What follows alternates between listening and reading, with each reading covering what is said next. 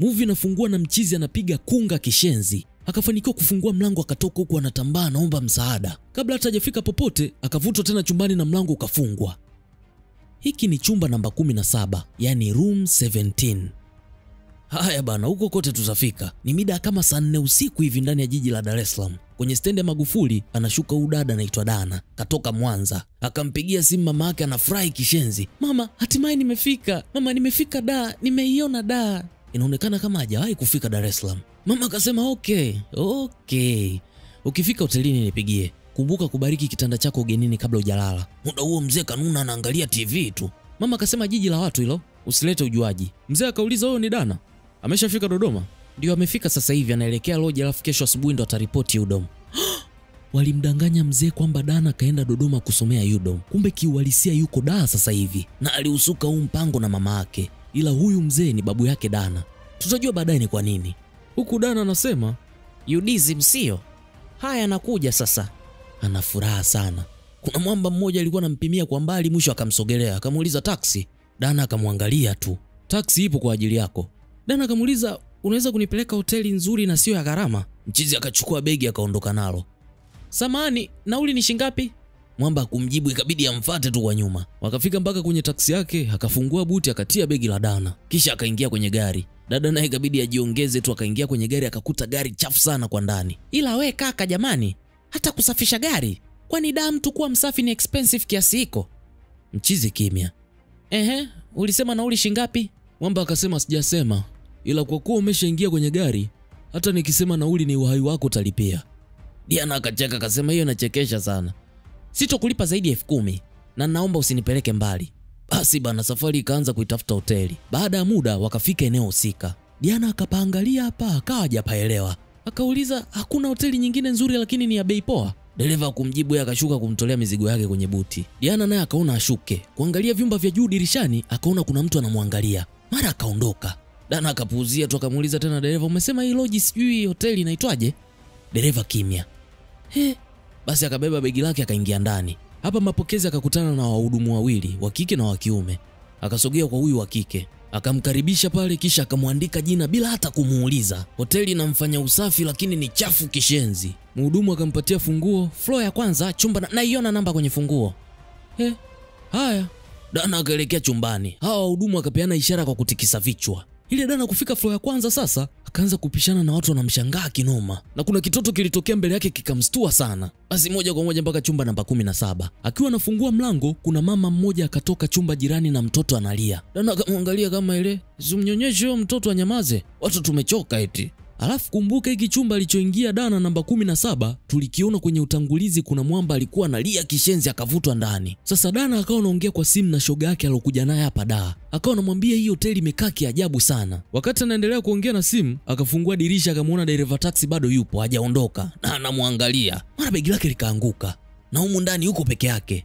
Akaendelea tu kuongea na simu, akalinyanyua begi lake akafunga na mlango. Huyu shoga yake waliokuja wote Dar anaitwa Winnie. Yeye alifikia kwa mama mdogo wake. Huku Dana akaona kama alama za kucha ukutani. Akawa hajazielewa, akaendelea tena kuongea na simu.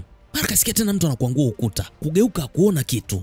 Akamwambia Winnie kwamba kesho atakwenda kulipia hostel na atahamia huko chuo. Alafu ole wako chuo kisinivutie. Si unakumbuka mimi nimekuja kusomea UDSM kwa sababu yako? Winnie akasema, "Ninajua. Okay, tukutane kesho mapema basi. Na iwe mapema kweli, maana wewe nakujua mchelewaji." Winnie akasema hakuna shida, atazingatia muda. Simu ikakatwa. Huku Dana akaingia bafuni na sabuni yake ya skincare. Bafu chafu kishenzi. Basi akaosha uso wake pale, akafunga maji akatoka. Mara maji akajifungua tena. Dana akarudi, akayafunga tena kisha akaondoka. Kwenye sinki yakaanza kudondoka matone ya damu. Sasa mida usiku mwingi Dana kalala, kile kitivi cha chogo kikawaka, kikamkurupua Dana kutoka usingizini. Akachukua remote akazima, kisha akalala tena. Baada muda kidogo tu kikawaka tena. Dana akaamka tena akakizima tena, kisha akashuka kitandani kwenda kuchomoa waya kabisa, lakini akakuta kumbe hata hakijachomekwa bana.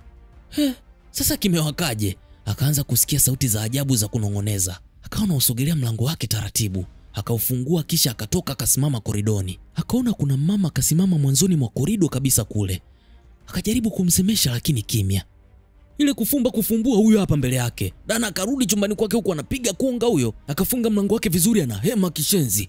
Mara mlango kaanza kugongwa. "Wewe nani na unataka nini?" "Hey, we nani?" Ile anaita msaada kugeuka, kumbe huko nyuma yake. Hapo hapo akastuka toka usingizini. Anahema kishenzi, anashukuru Mungu ilikuwa ni ndoto tu. Mara akaanza kusikia sauti ya ajabu inamwambia, "Hii sio ndoto." Akageuka akamwona yule mama, na hapo ndio inakuwa mwisho episode 1.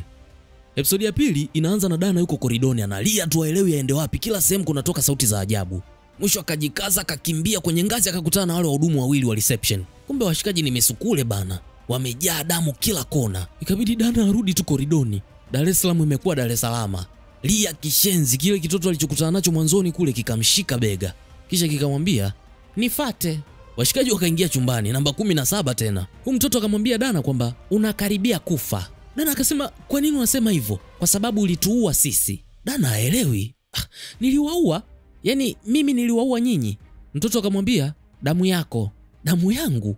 Dana akamwomba mtoto amsaidie kutoka kwenye hiyo hotel. Mtoto akamwambia, "Ukisha ingia kwenye hiyo hotel huwezi kutoka." Dana akaona atoke tu mwenyewe kwa hasira koridoni, akakutana na kivuli kinapita. Akakipisha njia kikampita pembeni. Hajafika popote kikamrudisha ndani tena, kikamnyonga kishenzi hicho kivuli. Nyonga mno mpaka Dana akafa. Baada ya muda akaamka. Mtoto akamwambia, "Fanya haraka haraka sasa tuondoke." Basi wakatoka wote mpaka huku mapokezo, anakimbia kishenzi, akakutana na miskule kibao hapa nje imesimama. Diana anazidi kuchoka tu. Mtoto akamwambia, "Nenda usiogope." Dana akashuka taratibu kuondoka.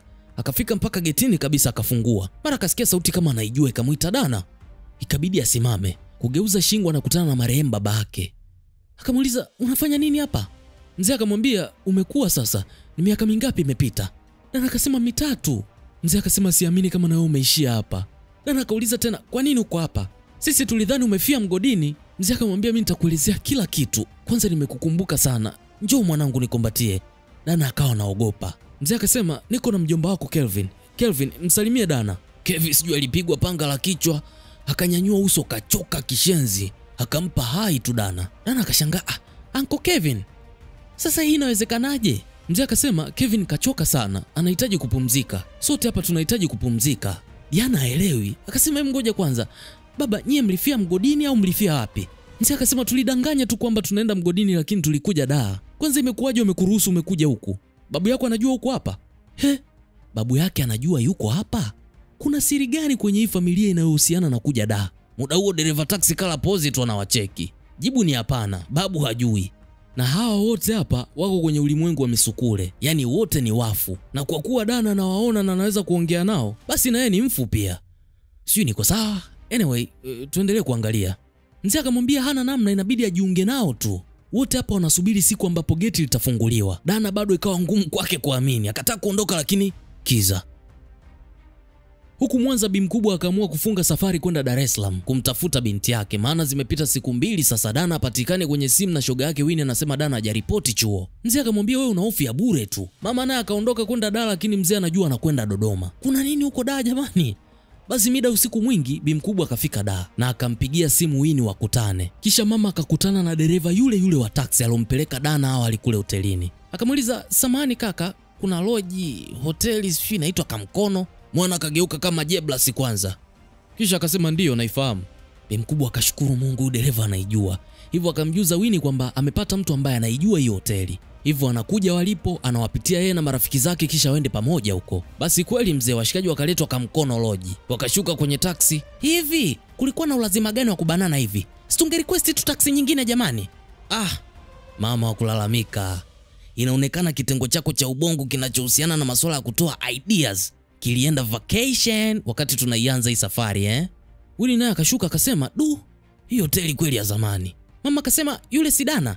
Vile vile kama Dana mwenyewe alivyoona mtu kwenye chumba namba 17 wakati anafika hapa kwa mara ya kwanza. "Eti jamani, yule si Dana?" Dana akaondoka pale dirishani. "Ni yeye." Mama akafurahi sana kuona mwanae ni mzima, akachukua begi lake ili kumwahi ndani. Guys, nikikosa engo nzuri ya picha nitawaweka nyie kama extra kwenye background." Winnie akasema, "Hiyo kazi ataifanya Jordan na sio mimi." Basi wakaanza kuingia ndani pale. Winnie akasema tena kwamba, "Hiyo hoteli mbona kama naifahamu? Nimeiona wapi?" Majibu hana. Huku ndani mama akawa anatafuta jina la mwanae Dana kwenye kitabu cha wageni. "This place is dark and dark. Dark and dark." Tony akawa anacheza Mwakitalema, nadhani wamekuja kucheza sebene humu. Hawajui moto wanaoenda kukutana nao. Kile kitoto kikamwambia Winnie kwamba hapaswi kuwa hapa, aondoke upesi bila kufungua mdomo, lakini Winnie alimsikia. Mhudumu naye akamwambia mama hakuna mtu anaitwa Dana aloingia hapa hiyo siku. Mama akasema hapana, haiwezekani kwa sababu hoteli aliyotuelezea ndo iko hivi hivi. Si eti Winnie? Winnie akatikisa kichwa tu. Mama akamwambia muangalia vizuri. Lakini ngoja kwanza.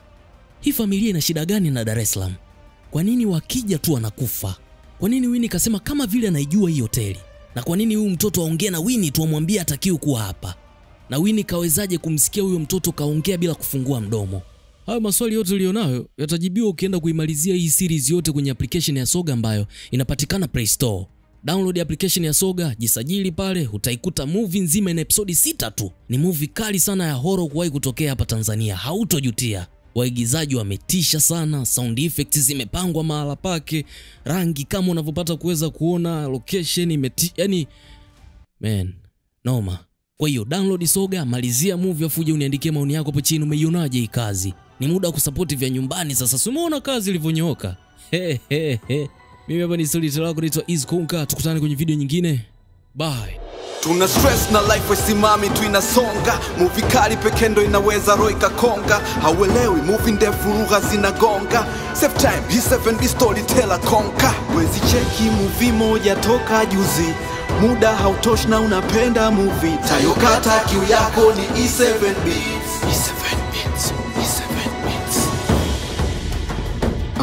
YouTube channel ni moja tu E7.